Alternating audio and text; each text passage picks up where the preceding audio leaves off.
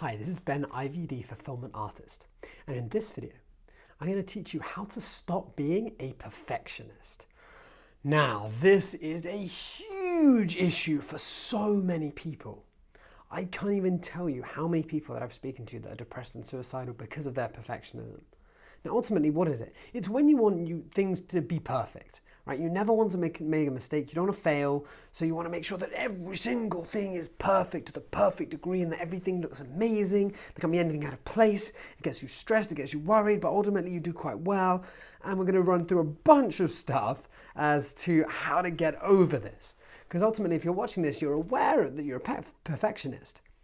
But what we want to do now is to look into, how we can help you through this. So I'm going to explain a bunch of stuff in the video, and then I'm going to give you some exercises to do at the end that are really, really going to help you get over this. So number one, stop calling yourself a perfectionist. Like, why is this so important? Because ultimately, if you call yourself anything and you say, I am this, how could you possibly be anything different? Right? If you say, no, I'm a perfectionist, I've just always been a perfectionist. No, I'm a perfectionist. How could you be anything different? You're programming your mind to think that you're a perfectionist. Did you pop out on a perfectionist? Of course not. Right? But the fact is if you keep programming yourself like that, that's ultimately what you're going to become, and you can't be anything different. So instead you can say, I have experienced perfectionist tendencies, right? I wanted some of my behaviors previously to be perfect, right? It puts you into control as opposed to something that you are, because you can't change who you actually are if you keep saying that. You can if you say it's a behavior, right? And ultimately, we've got to develop the belief that you can change it, because if you don't, then there's nothing that we can do. Number two is understand why perfectionism is bad. Now, why is this important? Because for a lot of people, they don't see that it's an issue. They think, no, it's fine. I get things done. I do things well. I'm very successful. They may all be true, but you have to understand why it's bad. Now, why is it bad? There's so many different reasons. The fact is if you want everything to be perfect and that's your standard, you can never reach that. So you're always going to be stressed and you'll always have things to do because nothing is ever going to meet it. So you're going to get overstressed, you're going to have that same standard for other people, which is going to make relationships hard as hell. Because as soon as you're with another partner, oh my God, does your perfectionism go out the window?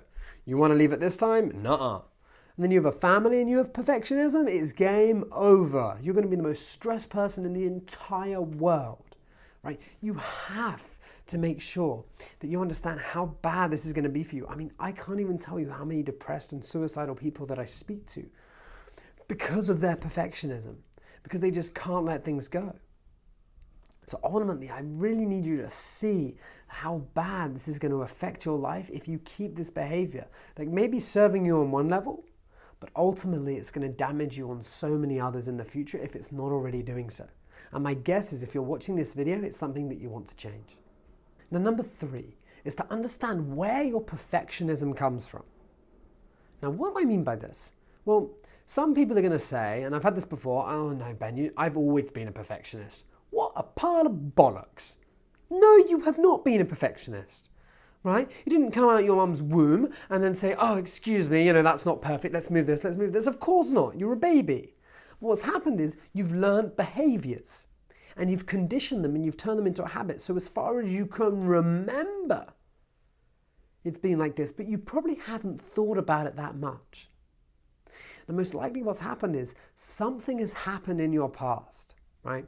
Be it you were rewarded by some sort of perfectionist behavior, or that's the expectations that your parents wanted you to be, or you failed so badly you made a decision that you would never do it again.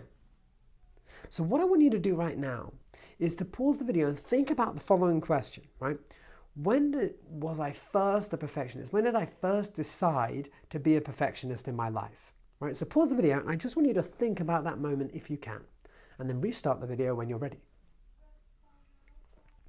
So hopefully now you've got some sort of understanding of when this first started. And if you were confused and you thought, I don't know, right? Then if you say, I don't know, once again, you're hypnotizing yourself into thinking, I don't know. Now, instead, I want you to think, okay, if I did know, where would it be? Would it be in my childhood? Would it be when I was 8? Let me think of some of these times. And like actually think about it and demand you to answer it, because then most likely is you're going to find it. Now, the question is, where do we move after that? So now that you're aware of when this perfectionism started, right, I want you to imagine that it's just a muscle and it just gets cramped, right? And you just do it, and then you've done all these behaviors and you've just accepted being that way. But now what we're going to do is look to start to change that and move forward in a different way. So this takes me on to implement a new strategy. So what do I mean by this? Well, you have to be able to replace any type of behavior. So people that want to quit smoking, they often replace it with something else, right? And it's funny, like when you look into addictions, when you look into, okay, someone stopped drinking, but then they started drugs. They stopped drugs, and then they became addicted to exercising, and then became anorexic. Like it's very funny. So ultimately, we want to be able to implement a new strategy as opposed to eradicating like every single thing that you do. So how do we do this? Well, we need to think about it. What would happen if we implemented a new strategy such as you can't finish everything 100%, 90% is done. If it's 90%, it's not going to be, it's done. And you just accept it. Right? That's a strategy. Another one is if you say you can't, right? And if you say, oh, I'm not ready, that you have to do it. Instead, it's going to allow you to take action. Right? Another strategy is to get out of something that I call analysis paralysis, right? So you analyze everything, you get yourself in paralysis, and the way you do that is you give yourself a deadline. Say, right, in this hour, I will finish this. No matter where I am, it's done. And this is one of the best ways to tackle, right? Because what you're going to find is, as soon as you give yourself a deadline, you're going to work to that deadline. Right? And this is another one of the massive issues, is that analysis paralysis keeps a lot of people stuck in perfectionism. And my guess is you've been stuck for a long time and wanting to do things, but you haven't. Right? So we have to think about the strategies and how to break through that. And like I said, one of the best ways is just implementing this like deadline of times. Right? There's loads of strategies for tackling perfectionism. Ultimately, though, we want to find the best one for you. So experiment. Okay, take whatever you've learned from this video strategy-wise, or look at some other strategies online and implement it for a week and see what happens. Because then you're going to start getting into this habit of breaking it, and it's become easier and easier every single time. And you're already well on your way because you're already watching this video. The last thing is we want to be able to change your identity into being someone different. So instead of calling yourself a perfectionist, which was like an old version of yourself where you were doing all these things, instead you can say, I'm a person that takes action. I'm a person that gets things done. Right? And you can repeat that as some sort of affirmation or whatever it is that you want, but you just condition yourself with it. No, I'm a person that gets things done. I'm a person that gets things done.